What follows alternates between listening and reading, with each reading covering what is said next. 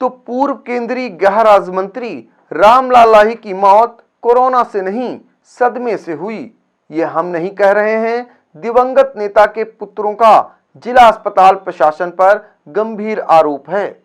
उनका यह भी आरोप है कि उनके पिता को कोरोना नहीं था, फिर भी उन्हें L2 अस्पताल में शिफ्ट कर दिया गया, जहां पर उनका उचित इलाज नहीं हुआ, जिससे उन्हें सदमा लग गया और उनकी मौत हो गई।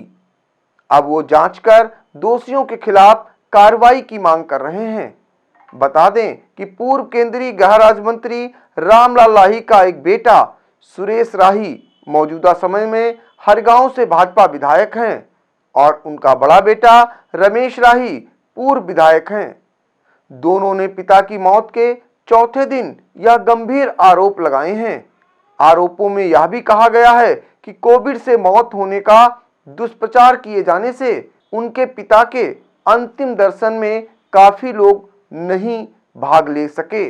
बताते चलें कि 10 दिसंबर को पूर्व केंद्रीय गृह राज्य मंत्री रामलाल लाही की तबीयत खराब हो गई थी।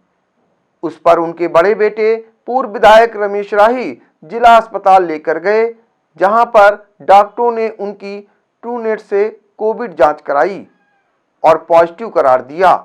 इसके बाद कोविड वार्ड में शिफ्ट कर दिया।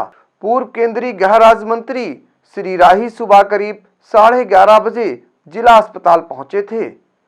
बेटे उन्हें लखनऊ में इलाज करवाने को कह रहे थे, तभी 5 बजे के करीब उनकी मौत हो गई, जिसके बाद CMS डॉक्टर AK अग्रवाल ने बयान दिया कि पूर्व केंद्रीय गृह राज्य मंत्री के लंग्स काफी खराब हो गए थे। उनकी मौत का एक कारण कोविड भी हो सकता है, लेकिन ऐसी मौतें अक्सर हार्ट अटैक से होती हैं। ये करीब हमारे अस्पताल में 11 साढ़े 11 बजे भर्ती हुए थे। तब उस समय कोविड नहीं पता था।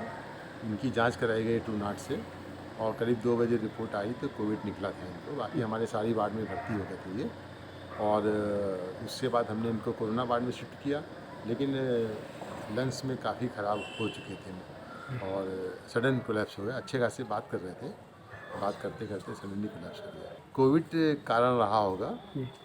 वैसे तो ऐसे मरीजों की मृत्यु ज़्यादातर हार्ट अटैक से होती है। पिता की मौत के चौथे दिन बेटों ने मौत के लिए जिला अस्पताल प्रशासन पर गंभीर आरोप लगाए। विधायक पुत्र सुरेश राही ने कहा कि उनके पिता को कमजोरी की शिकायत थी। वह सिर्फ एक्सरे कराने जिला अस्पताल को गए थे, जहां पर कोविड जांच में 26% रिपोर्ट आई। उनके पिता को अगर कोविड वार्ड में शिफ्ट न किया गया होता तो शायद उनकी मौत न हुई होती। वह इसकी ऊपर तक शिकायत करेंगे। देखिए, हमारे पिताजी को मात्र कमजोरी की शिकायत थी। जब यहाँ से अस्पताल गए थे तो मात्र एक्सरे कराने गए थे और वहाँ पे ये बताया गया कि इनको डबल निमोनिया हो गया है और उसी का इलाज चलेगा। तो हम लोगों ने कहा हम इनको लखनऊ ले जाएंगे और वहाँ इलाज कराएंगे। फिर कोविड टेस्ट वगैरह कराया गया तो उसमें डाउटफुल आया। फिर 1 घंटे बाद दोबारा रिपोर्ट आती है तो बताया जाता है कि इनको पॉजिटिव है। तो हमने पूछा कितना परसेंटेज है, तो बोले 26% है। तो मैंने कहा 26% में तो कोविड-19 नहीं होता है, क्योंकि इस समय मौसम चल रहा है, ठंडक का मौसम है, जाड़ा बुखार जुकाम हो ही जाता है। तो बोले, डॉक्टर ने खुद बोला कि ये वो वाला कोविड नहीं है और हम लोग बॉडी लेके यहाँ पे आ गए। उसके बाद वहाँ पे बयान दिया गया कि उनके कोविड-19 है, जो कि पूरी तरीके से गलत था। बहुत लोग आना चाह रहे थे, लेकिन कोविड-19 की वजह से उनके अंतिम दर्शन नहीं लोग कर पाए। लोग बहुत आहत रहे।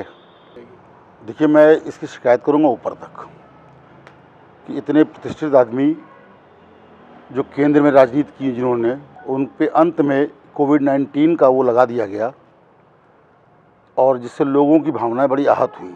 लोग उनके अंतिम दर्शन करना चाह रहे थे, पर कोविड-19 की वजह से वो नहीं आ पाए बेचारे। और आज भी लोग आ रहे हैं और रो रहे हैं, कह रहे हैं कि हम कोविड की वजह से नहीं आ पाए। तो मुझे इस बात का लोगों को संज्ञान देना था कि उन्हें कोविड-19 नहीं था। मुझे लगता है शायद अगर कोविड-19 वार्ड में शिफ्ट न किया गया होता तो उनकी मौत नहीं होती। हो सकता है उनको सदमा लग गया हो। बड़े बेटे पूर्व विधायक रमेश राही का कहना है कि उनके पिता को कोरोना नहीं था, सदमा लग गया, उचित इलाज नहीं हुआ, इसलिए उनकी मौत हो गई। अस्पताल द्वारा बिल्कुल घोर लापरवाही की गई है। मैं खुद अपने पिताजी को लेकर हॉस्पिटल गया यहाँ डॉक्टर जयंत सिंह जी आए थे देखने। उन्होंने कहा थोड़ा दिक्कत है, कब जमा हुआ है, मैं एक्सरा कर लूँ, उसके बाद मैं इलाज शुरू करूँगा। मैं यहाँ से हॉस्पिटल ले गया, वहाँ पर सीधे मैं पैथोलॉजी पहुँचा, एक्सरे हुआ। डिजिटल एक्सरे में डॉक्टर साहब ने बताया कि निमोनिया हो गया है। हमने कहा जो निमोनिया हो गया तो एडमिट कर लीजिए आप, इलाज शुरू हो जाए। हमने कहा साथ में ब्लड की भी जांच कर लें। ब्लड की जांच भी हुई, ब्लड में जांच में कुछ नहीं निकला। उसके बाद ये हुआ कि हम लोग अब निमोनिया हो गया है, यहाँ इलाज ठीक से उचित नहीं हो पाएगा, हम लोग लखनऊ शिफ्ट करें। उसके बाद जब लखनऊ शिफ्ट करने की बात आई तो डॉक्टर साहब ने कहा कि कोविड की जांच कराते, वहाँ भी होगी, यहाँ भी। हमने कहा यहाँ होगी तो जल्दी हो जाएगी। जांच हुई, जांच में उन्होंने बताया 30 मिनट बाद रिपोर्ट मिलेगी। 30 मिनट बाद उन्होंने बताया कि थोड़ा सा संदेह है। तो हमने कहा संदेह है, जब नेक्स्ट जांच हुई है तो संदेह होने की कोई बात ही नहीं है। उसके बाद कहा चलिए, हमने कहा कि थोड़ा सा हमको समय और दीजिए। फिर समय दिया तो 1 घंटे बाद उनकी जांच रिपोर्ट आई। जांच रिपोर्ट के बाद बताया कोरोना हो गया है। तो 26% कोरोना, जिसके खांसी जुकाम बुखार होगा उसके भी 26% निकलेगा। उसके बाद क्या किया, कोरोना वार्ड में एडमिट कर दिया? उन्होंने कहा कोरोना वार्ड में एडमिट कर दिया, कहा कि नहीं माने।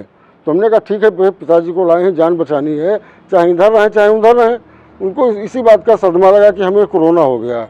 उनको कोरोना नहीं था, उनको निमोनिया थी, सर्दी लग गई थी, उचित इलाज नहीं हुआ।